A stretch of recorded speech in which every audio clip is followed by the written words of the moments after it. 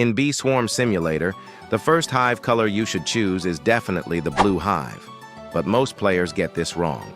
They see a leaderboard player try to copy them immediately and fail. They don't understand what the blue hive is actually for. In this video, I'm going to split the blue hive journey into 3 parts. Early game, when you are new to the game, have no SSA, and are building towards it. Mid-game, when you have your solo pop star and are optimizing your macro. Endgame, the new meta where people are hitting the global leaderboards without even touching their keyboards. Before we get into the hive build, you guys need to understand the 2 kings that make the blue hive possible, the buoyant bee and the tadpole bee. First, let's look at the buoyant bee. This is the bee that actually makes your honey. Let's break down the hidden stats you might be missing. First, the base ability, inflate balloons. It will spawn. A balloon lasts for 20 seconds plus 2 extra seconds per level. Higher level bees equals longer lasting balloons equals more time to fill it. It increases pollen in balloons by 5% base, but here is the key. It adds plus 0.01% per level. This sounds small, but across 20 bees and high levels, it adds up. Next, Balloon Blessing. You only get this buff after you return to your hive and fully convert a balloon. This buff is what gives you your massive capacity and honey at hive. The bigger balloon, the more balloon blessing you gonna get. If you want a macro, you should get a big balloon blessing.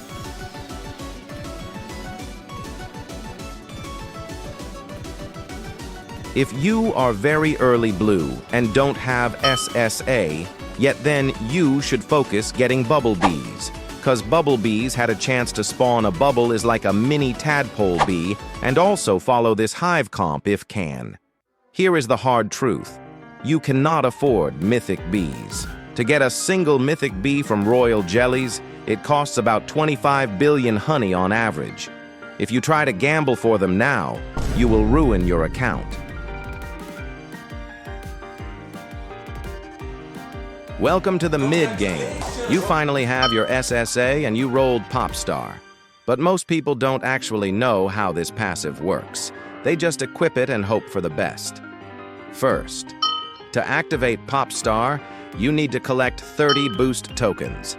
Once you hit 30, it summons the Popstar. This gives you times 2 blue pollen and 10% instant blue conversion for 45 seconds. But here is where the skill comes in. While Popstar is active, you need to pop bubbles. Each bubble you pop adds another count to the Popstar. The max stack is times 250.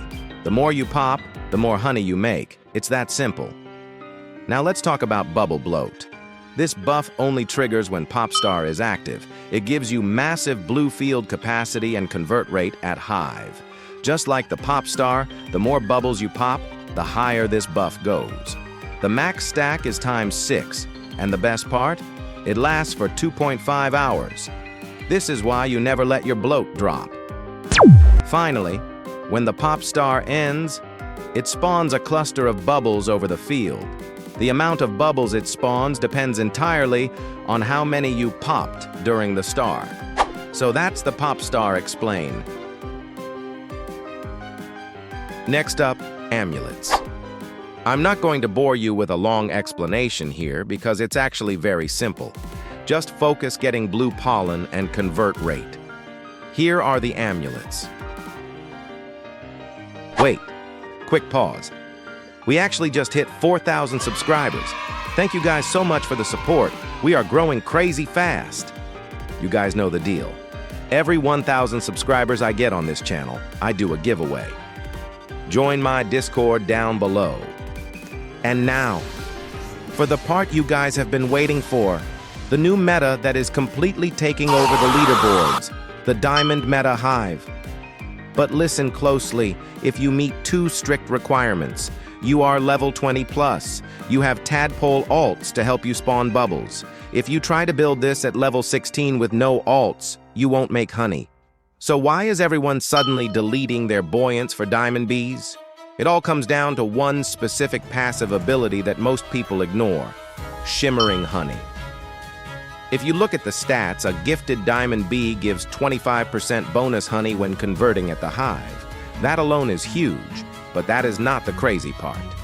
The crazy part is the scaling. It gives an additional plus 2.5% bonus honey per level on top of that base 25%. Let's do the math for a level 20 hive. Base gifted bonus give 50% level bonus, 20 levels times 5%, equals 100%. So a single level 20 gifted diamond bee gives plus 100% bonus honey. Now, multiply that by 10 diamond bees. That is a plus 1,000% bonus honey multiplier every time you convert at your hive. This is exactly how top players are emptying those massive balloons instantly without needing a full hive of buoyants. Now let's talk about Beequips. A lot of people ask me, are they really that important? The answer is yes. Think of Beequips as steroids for your bees. They give your hive extra powers that levels and mutations just can't give. But be careful. Most stats on Beequips are useless for you. For a blue hive, you are only looking for the holy trinity of stats: honey at hive, convert rate at hive, and capacity. If a Beequip gives you these stats, keep it. It will help you convert those massive balloons way faster.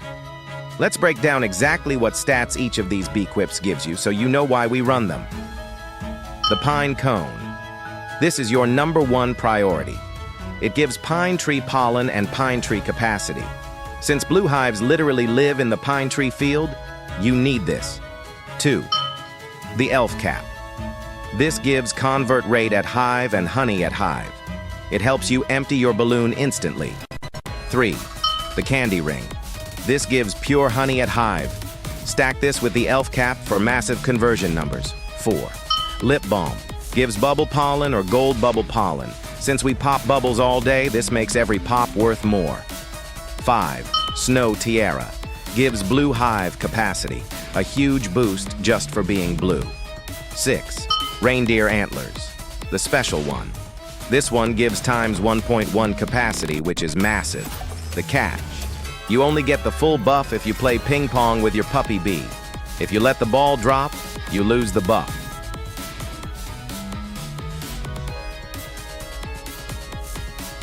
7.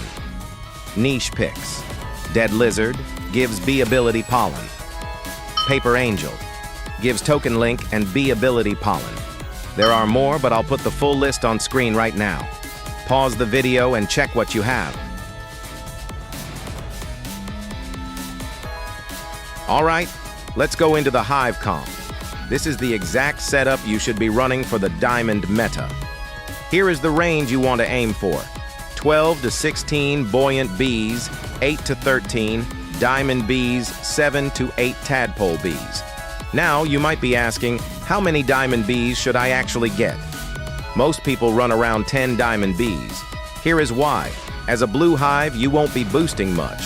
You are mostly going to be macroing. Because you are macroing, you need raw honey at hive to convert your bag while you sleep. Having 10 diamond bees maximizes that passive conversion so you make more honey overnight. I'm going to put a few different versions on screen right now. You guys can mix some between them to see which one fits your specific amulets best. Pause the video right here and pick your build. Now for the mutation. First, let's explain how they actually work. So when you feed a bee a neon berry, it becomes radioactive. Then, when you use bitter berries, it has a chance to get a mutation. And here is a secret. Always use 33 bitter berries at a time. That is the best method to get them. But be careful because every single mutation has a different chance. Like, the most rare is move speed, which is like a 2% chance, while convert amount has like an 18% chance. So what should you get? For your diamond bees, you absolutely need convert amount. For your buoyant and tadpole bees, you want bee ability rate or move speed. But if you can't afford those because they are too rare, just get convert amount on them for now. It is definitely better than having nothing. That's the whole mutation breakdown. Now let's talk about boosting. For Blue Hive, boosting is actually kind of weird.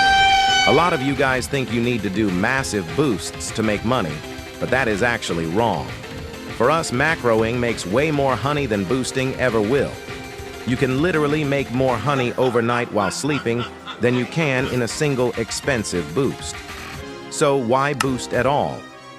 There are basically two types of boosts: honey boosts and blessing boosts. Most of the time, you are doing a blessing boost. The only goal here is to get your balloon blessing as high as possible. Why? Because a higher blessing makes your macro make more honey later. You aren't boosting for the cash now, you are boosting for the efficiency later. If you just want to do a small casual boost, don't waste your expensive items. Just use the cheap stuff like oil, enzymes, tropical drinks, and maybe throw some field dice and glitter in the pine tree field. Save your super smoothies and purple potions for huge events like Honey Day. And how do you actually run the boost? It's simple. Go to the field, fill your balloons, and return to your hive every 2 to 3 pop stars, or whenever your bag gets full. You don't need to stress about getting a massive balloon. Just fill, convert, and repeat. Now let's talk about the macro. Since Blue Hive is basically 90% macroing, if your settings are wrong, you are making 0 honey. I am using Natro Macro for this, so here is exactly what you need to check. First, go to the Gather tab. Obviously, for the field, you are going to pick Pine Tree. For the pattern, you want to use either Bowl or Pine Drift Redux. These are the best patterns for keeping your pop star active. And for the time, just set it to around 10 minutes, or until your pack is full. You don't need to overstay your welcome. Next, go to the Collect and Kill tab. Make sure you turn on the blue extract dispenser so you keep that buff active automatically. You also want to check Kill Vicious Bee because you need those stingers. For the Stump Snail, if your snail is alive, turn it on. If it's dead, turn it off so you don't waste time walking there for no reason. And finally, the secret sauce, the nectars. Go to the Planters tab. Your main goal here is to automate your nectars so you keep comforting, motivating, and satisfying maxed out. If you have the hydroponic planter, put it in pine tree with blue clay to maximize your blue pollen. Just copy these settings, hit start, and go to sleep. So that is basically everything you need to know about Blue Hive in 2026. We went from the budget Bumblebee setup all the way to the end game diamond meta that makes trillions of honey overnight. It is definitely a grind, but if you follow the steps, get your SSA, fix your mutations, and set up your macro correctly, you are going to dominate the leaderboards. Don't forget, I am giving away those star signs and cub buddies in my Discord to celebrate hitting 5,000 subscribers. So make sure you join the link in the description if you want to win. If this guide helped you save some honey, drop a like and subscribe. Thanks for watching, and I will see you in the next one.